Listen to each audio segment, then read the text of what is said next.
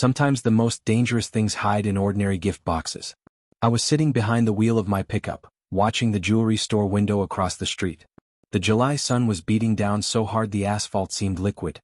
Fremont turned into a frying pan this time of year, but I was interested in something else. I was waiting. I'd been waiting for the second hour, and what I was about to see would change everything. But let's start from the beginning. 3 years ago, I married a woman who seemed like a dream come true. Laura worked as an accountant at a mid-sized company, had a pleasant appearance and that calm temperament I'd always valued. I worked as a logistics coordinator at a large transportation firm. Tough work, lots of time at the computer, constant calls, coordinating trucks across California. But I loved my job and it gave us stability. We bought a small house in a quiet Fremont neighborhood.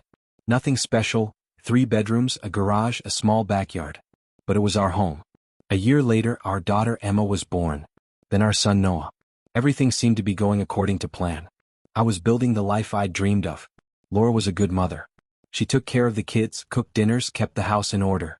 We weren't wealthy, but we lived comfortably. Middle class, as they say. Enough not to worry about bills and to take a short vacation once a year. Back then, I didn't know that something was rotting beneath this idyllic surface. The first alarm bell rang in May, though I didn't pay attention to it then. Laura mentioned she needed to travel to accounting conferences. First it was Sacramento, then San Jose.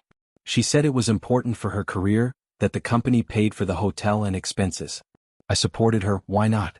Everyone has the right to develop professionally. June. Laura went on another conference, this time in Oakland. She came back late in the evening looking tired. I helped her bring her bag into the house. She went to take a shower and I, as always, started unpacking her things to throw the clothes in the laundry. And then I saw it. A small box wrapped in shiny paper lay at the bottom of the bag. I pulled it out, weighed it in my hand. What? I opened it. Inside was a silver crescent moon pendant with a small diamond. An elegant piece. Not cheap. I didn't buy this pendant. My heart started beating faster, but I forced myself to calm down. Maybe it's a gift from the company? Or from a colleague? I waited until Laura got out of the shower. Hey, found a box in your bag, I said in the most casual tone possible. What is it? She froze for a moment. Just a moment, but I noticed. Oh, that, she took the box, smiled. A gift from a colleague. For help with the quarterly report. Nice gesture, right? Yeah, nice, I nodded. Which colleague? Valentine. We're working on a project together. Valentine. A woman's name. I relaxed. Maybe I'm paranoid. But something inside me bristled. Instinct. I couldn't ignore it. The next day I called Laura's company under the pretext of wanting to send her flowers at work. They connected me with the department where my wife works. Excuse me, do you have a Valentine working there? I asked the secretary. Valentine? Yes, but she's in the marketing department, not finance. Valentine worked in a different department. Why would she give Laura an expensive pendant for help with a report? I started thinking. Started remembering details from recent months. Laura really had been traveling a lot. Each time for a day or two. Always hotels. Always conferences. She was becoming a bit more reserved at home, smiling less. I chalked it up to fatigue from work and the kids. Now I understood, I needed to dig deeper. I didn't hire a detective. Didn't hire a private investigator. Instead, I decided to act myself quietly and methodically. My logistics work had taught me to plan, track, coordinate. These skills would serve me well now. In July, Laura announced another trip. Oakland, 2 days, important meeting with partners. Of course, go, I said. I'll watch the kids. She left Wednesday morning. I took time off work, said I had personal matters. Took the kids to my sister Rose. She lived nearby and was happy to play with her niece and nephew. And I drove to Oakland. I knew which hotel she was staying at, the Oakland Marriott. She'd mentioned it several times. I parked across the street and waited. Waited for hours. The next morning I entered the hotel and approached the reception desk. Good morning, I smiled pleasantly at the young guy behind the counter. I have an awkward situation. My wife Laura is staying here and I wanted to surprise her, but I forgot the exact dates of her recent visits. Can you help? The guy hesitated a bit. I need to check. What's your last name? I gave our last name. He called the manager, a middle-aged woman named Ellen. I explained the situation again, added some charm, mentioned our wedding anniversary. I understand, she smiled. One moment. She looked at the computer. Yes, Mrs. Laura has indeed been with us regularly for the last few months. Monthly, sometimes twice a month. Usually books a room for 2 nights. And is she always alone? I asked, trying to keep my tone light. Ellen looked at me with sympathy. She understood what I was really asking. Sir, I can't disclose personal information about guests. Please? I looked into her eyes. I just need to know. She sighed. The room was always booked for 2 people. In your wife's name. I thanked her and left. My heart was pounding, but my head stayed cool. Yes, this confirmed my suspicions. But I needed proof. I needed a name. The next 3 weeks I played the role of the perfect husband. Smiled, hugged Laura, played with the kids. But every free moment I was thinking, planning.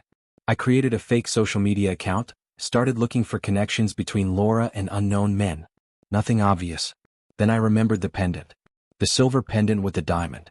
I quietly took it from Laura's jewelry box when she was at work and drove to that jewelry store in Fremont where I thought it might have been purchased. Hello, I showed the pendant to an elderly saleswoman. Is this your work? She looked closely. Oh yes, this is our collection. Do you want something similar? Actually, I'm trying to find the person who bought this pendant. It's a gift to my wife, but I lost the receipt for insurance. Can you check your database? She went into the system, entered the item number. Yes, this was purchased May 23rd. The buyer was Mr. Ted Greenwood. Ted Greenwood. Finally, a name. Thank you, I took the pendant and left. Or maybe Thad. I knew that's how they often shorten this name. I went home and started searching online. Thad Greenwood, Oakland. Nothing. Thad Greenwood, Fremont. Several social media profiles. I started checking them. The third profile turned out to be the right one. A man about 35, solidly built. Smiling photo. In the profession field it said, HVAC installation technician. I started browsing his photos. Most were work-related, him at sites with tools. And then I saw a photo from an airplane. A selfie in the cabin. Caption, in the sky again. Work calls. Airplane. Laura had said she met interesting people during a flight to Sacramento in the spring. I hadn't paid attention then. Now it made sense. I continued digging. Found that Thad lived in Oakland. Worked for a company that installed industrial cooling systems. Traveled around the state often. Not married, though he'd had serious relationships in the past. Now I knew his name, face, address. But I needed more. I needed irrefutable evidence. August turned out to be hellishly hot. Laura announced another trip, a conference in Oakland as always. She was packing her suitcase and I saw her primping a bit more than usual. A new dress I hadn't seen before. Perfume she didn't usually wear. You look nice, I said. Thank you, she smiled but didn't meet my eyes. After she left, I took the kids to Rose again. My sister asked if everything was okay.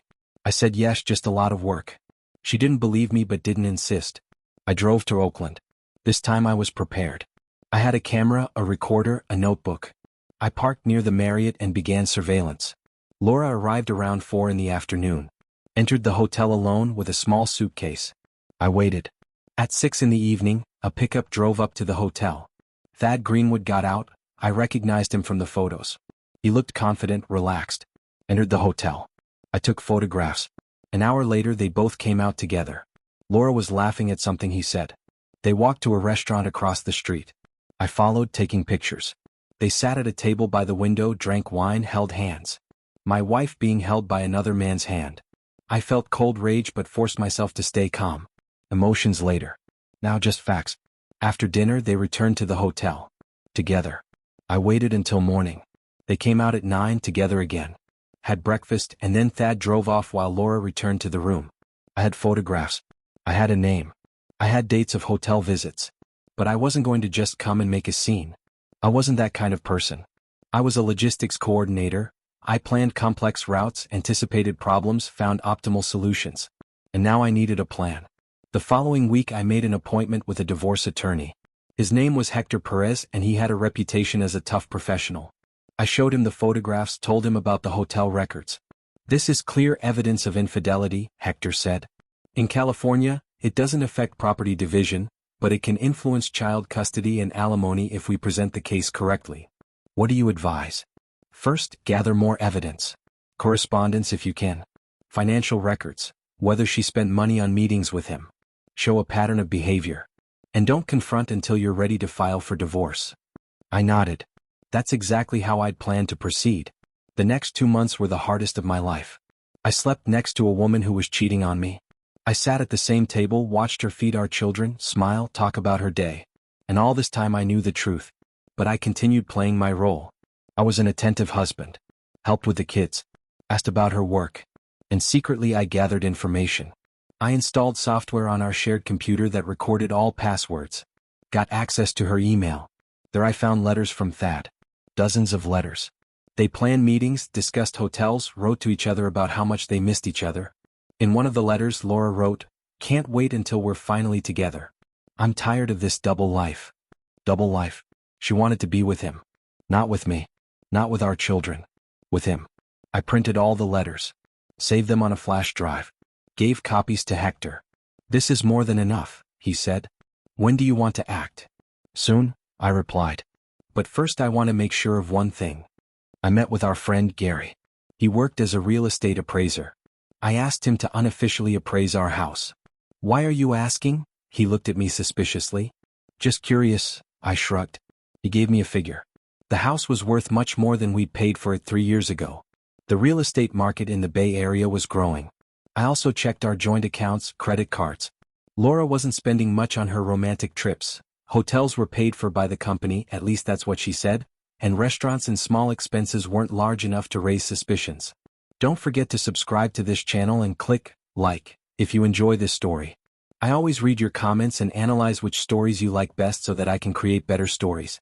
Thank you. I will continue the story. September. The air finally cooled down a bit. The kids went to school and daycare. Laura returned to her regular schedule. So did I. And in mid-September she announced news. "Carl, we need to talk," she said one evening after the kids went to bed. We were sitting in the living room. I turned off the TV. "I'm listening." She was nervous, twisting her wedding ring on her finger. I'm unhappy." I remained silent. "I feel like we've grown apart. That there's nothing left between us. I don't want to live like this anymore." "What do you mean?" I asked calmly. "I want a divorce." "There." She said it. I'd been waiting for this for months, but hearing it out loud still felt like a blow. "Divorce?" I repeated. "And this is a final decision?" "Yes," she looked at me. "I'm sorry, Carl. But I can't anymore." I nodded. "Okay. If that's how you feel." She was surprised by my calm reaction. You're not angry?" "Angry?" I smiled. "Laura, if you're unhappy, what's the point of holding on? We're adults. Let's do this civilly." She relaxed. She thought it would be easy. "Thank you for understanding," she even smiled. "I think we need to hire lawyers." "Already did," I said. She froze. "What?" I said I already hired a lawyer. 3 months ago, to be exact. The color drained from her face. "Carl, what are you?" I pulled out a folder from the table. "Here are photographs of you and Thad Greenwood at the Oakland Marriott Hotel. 13 different dates over the last 4 months. Here are your letters to him, printed out. Here are records from the hotel reception about bookings for 2. Here's the receipt for the silver pendant he gave you." I laid out the papers one by one on the table. Laura looked at them and her face became paler and paler. "Carl, I can explain." "You don't need to explain," I interrupted her. "I know everything. I've known for 4 months. And all this time I was preparing." "Preparing? For what?" "For this moment." I pulled out another document. "This is a divorce petition. I'm filing it tomorrow. The grounds will be your infidelity, which is documented and proven. You won't get anything from the house. I'll be demanding full custody of the children since you led an immoral lifestyle and plan to leave the family for a lover." "You can't." She started crying. "I can. And I will. My lawyer says we have a very strong case. The judge will see this evidence and draw conclusions." Laura sobbed. "This isn't fair. I just wanted to be happy." "At my expense?" "At our children's expense." I stood up. "You could have come and said you were unhappy. We could have tried to work it out or separated like humans. Instead, you cheated, lied, spent time and money on affairs while the kids waited for their mother at home." "And that? Does he know?" she asked quietly. "Not yet. But I'm sure he'll find out soon. When the case becomes public." I left the room, leaving her crying at the table. The next morning I filed the divorce papers. Laura received her copy at work. That evening she came home silent and shocked. "I need to go somewhere," she said. "Of course. Take your things." She packed a suitcase and left. I found out later that she moved in with Thad in Oakland. The following months were tense. Court hearings, negotiations through lawyers, property assessments. Laura tried to fight, but the evidence was devastating. Hector was merciless. He presented every piece of correspondence, every photograph, every hotel record. The judge, an elderly woman named Rebecca, reviewed all the materials. "Mrs. Laura, do you acknowledge these facts?" she asked. Laura's lawyer, some young guy who was clearly out of his depth, tried to object to something, but the evidence spoke for itself. "Yes, Your Honor," Laura answered quietly. In December, the verdict was handed down. Divorce approved. The house remained mine. Full custody of the children, mine with Laura's right to weekend visits. No alimony from me. Instead, considering the circumstances, she had to pay a symbolic amount for child support. After the decision was announced, I left the courthouse. Laura stood by the stairs crying. Thad was nearby, his arm around her shoulders. I walked past them without saying a word. Life returned to a new rhythm. The kids had a hard time with the divorce, but I tried to give them maximum attention. Rose helped when I worked. We established a schedule, a routine. Laura met with the kids every other Saturday. She came, picked them up for a few hours, then brought them back. Emma and Noah gradually got used to the new reality. They asked why Mom didn't live with us anymore, and I answered as gently as possible. Sometimes adults can't be together anymore, but that doesn't mean we don't love you. I learned from mutual acquaintances that Laura and Thad really did stay together. They rented an apartment in Oakland. Her career suffered a bit. The story about the divorce due to infidelity spread among colleagues, and the atmosphere at work became tense. Thad continued working as an installer, traveling around the state. I didn't care anymore. In January, almost a year after I found that pendant, I was sitting in our, now my, house. The kids were asleep. Outside the window was a quiet winter evening. I was drinking coffee and looking at a photograph hanging on the wall. Laura and me at the wedding, smiling, happy. I took the photograph off the wall and put it in a box in the garage. There were other things there, wedding invitations, cards, trinkets from our past. I closed the box and put it on a shelf. The past stayed in the past. I didn't feel victorious. Didn't feel joy from revenge. I just felt peace. I protected myself and my children. I did what I had to do. Logically, methodically, without unnecessary emotions. Laura made her choice. She chose Thad, chose lies, chose betrayal. And now she lived with the consequences of that choice. I didn't wish her ill, but I didn't feel sympathy either. In February, I started dating other women. Not to start new relationships, but just for coffee or dinner from time to time. Life went on. The kids grew. Work continued. And most importantly, I knew I would never let anyone treat me like that again. I learned to trust my instincts. I learned to see the signs. And I learned to act when necessary. 6 months after the divorce, I received a message from Thad. He wrote that he wanted to talk. I ignored it. A week later he called. "Carl, I know you hate me," he began. "But I want you to know. I really love Laura. What happened between us, it wasn't just an affair." "I'm not interested," I replied coldly. "I understand. But I want to be part of your children's lives.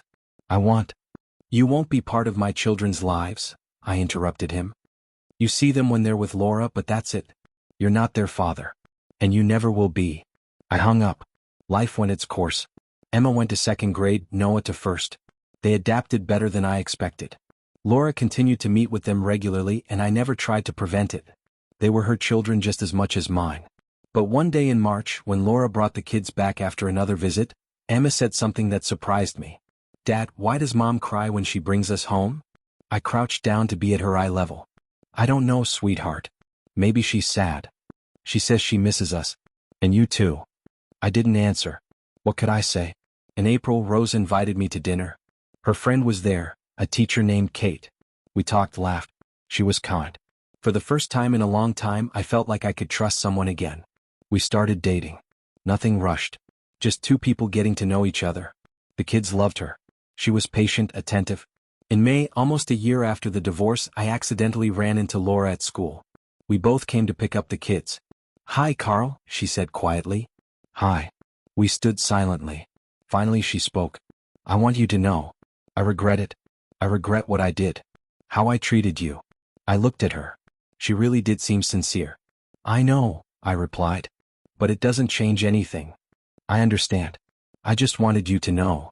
The kids ran out of school and the moment vanished. They were joyful, energetic. We separated. Emma went with me, Noah with Laura. That was the schedule that day. In the evening, when I was putting Emma to bed, she asked, Dad, will you ever love Mom again? I stroked her head. I will always respect your mom because she's your mom. But sometimes love ends. And that's okay. The important thing is that we both love you and Noah. That will never change. She nodded contentedly and fell asleep. Summer came again. Fremont turned into a frying pan again. But this time everything was different. I wasn't sitting in a car tracking someone's betrayal. I was at the park with the kids and Kate. We were flying a kite, laughing when it got stuck in a tree. I watched Kate helping Emma untangle the string and felt something new. Not the passion of first love. Not the naive trust of youth. But something deeper, stronger. Trust based on experience and wisdom. The past taught me a lot. It taught me to be vigilant. Taught me to value myself. Taught me that sometimes the best revenge is simply to move on, build a new life, be happy despite everything. I didn't know if Kate and I would have a lasting relationship. Maybe we would. Maybe not. But I knew one thing. I was no longer the naive man I was a year ago. I had changed. I became stronger. And Laura? She made her choice and lives with it. She's with Thad and they're building their life. I wish them, well, not happiness but at least peace. They deserved each other. And I deserved a second chance. And I wasn't going to waste it. In the evening, after the park, when the kids fell asleep and Kate went home, I sat on the back patio with a glass of cold lemonade. The sun was setting over Fremont, painting the sky red and orange. I thought about how in 1 year my life had turned upside down, collapsed, and then rebuilt itself again. I thought about that pendant I found in Laura's bag. About how one small detail can reveal a whole world of lies. I thought about all those nights when I lay next to her, knowing the truth but not showing it. About how I planned, gathered evidence, built my case. It was hard. It was painful. But it was necessary. Because I didn't just want to get divorced. I wanted justice. I wanted her to know, you can't treat me like that. I wanted to protect my children from her taking them and going to another man, leaving me with nothing. And I did it. Methodically. Patiently. Smartly. This wasn't classic revenge. I didn't ruin her life. Didn't spread gossip. Didn't try to destroy her career or relationship. I simply used the truth. I showed the court reality. And the court made a fair decision. I took out my phone and looked at the photo we took today at the park. Emma, Noah, Kate, and me. All smiling. Happy. This was my new life. And it was good. Maybe someone will say I treated Laura too harshly. That I could have just quietly divorced without courts and evidence. But they don't understand.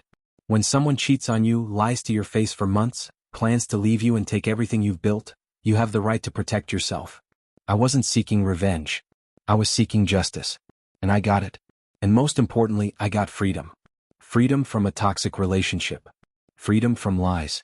Freedom to build a new, honest life. I finished the lemonade and went into the house. Tomorrow is a new day. New work. New challenges. But I was ready. I went through fire and came out stronger. And that's probably the best revenge of all, just being happy. Thank you for watching this video. YouTube may no longer suggest my channel to you, so subscribe to it to receive new interesting stories. You will also help the channel grow and improve the quality of its content. The screen now displays a playlist with other interesting stories that you can listen to. You can also write in the comments what stories you would like to see on the channel.